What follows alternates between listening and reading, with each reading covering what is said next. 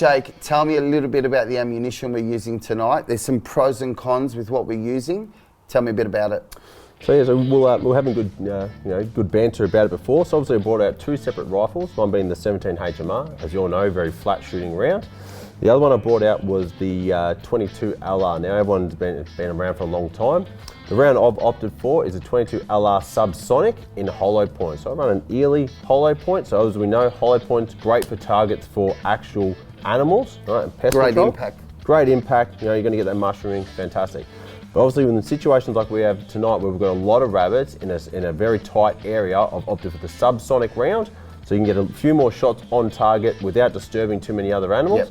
Yep. Also that at ranges as well, being subsonic, it's not going through that bounce as it goes transonic. Getting a lot better accuracy, as you know, we're going for that more ethical kill. Yep. To make sure we're getting the job done. And we're going to get quite a few extra because we're not making too much noise. And we're getting more. That's Well it. done, mate.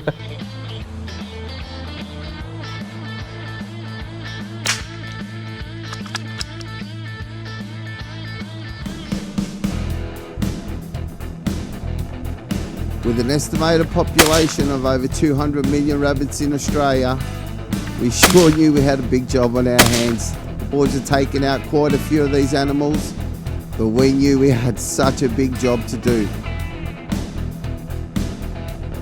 Such a hardy animal, they can colonise in many different areas. Basically, anywhere they can dig, they'll make a warren.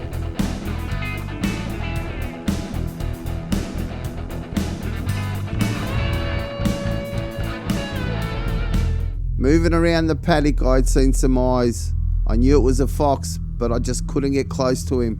I was calling him in, and Jake said to me, "Hang on, Ange, I'm going to get the thermal gear out and we'll have a look at him." Well, he was proving to be quite a smart fox, this one. I kept whistling him in, but he just kept staying out of range. Well, it's amazing how far modern technology has come. I know when I was a boy, we had no thermal imaging. Just take a look at Jake taking out some of these rabbits with his thermals.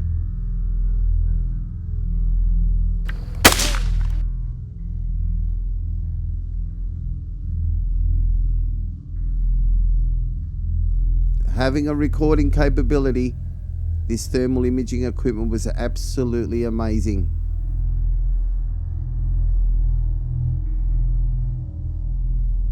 The difference between the body temperature of these rabbits and the outside atmosphere was making it very easy to find these animals in the tall grass.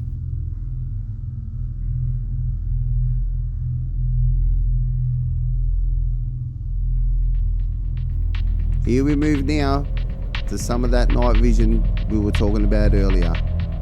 While there surely is a difference between night vision and thermal imaging, just take a look at these 2 rabbits and have a look at the difference in clarity and quality between night vision and thermal imaging.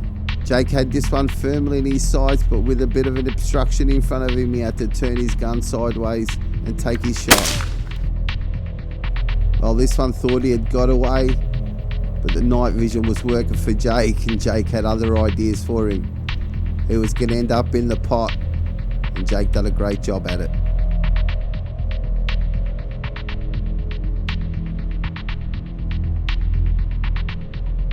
With a great headshot, it was time to move on, do some more spotlighting.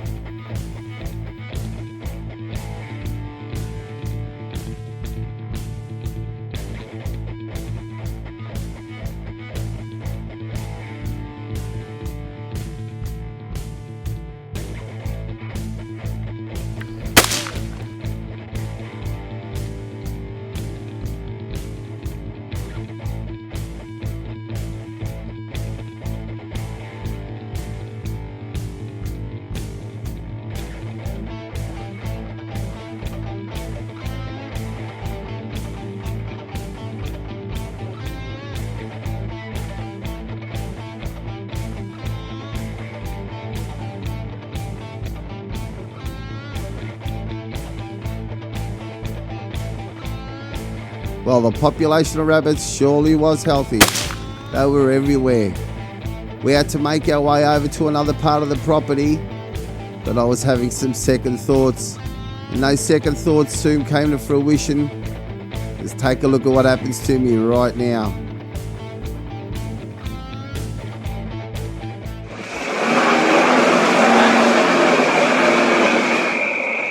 Well, coming up after the break, I got bogged all right. Even though we had done all our homework a little bit earlier, I managed to get myself in quite a jam. Justin was quick to get his vehicle, having all the right gear. He managed to pull me out quite quickly, and we were very keen to get back out to the other side of the property and get some more of these little cottontails.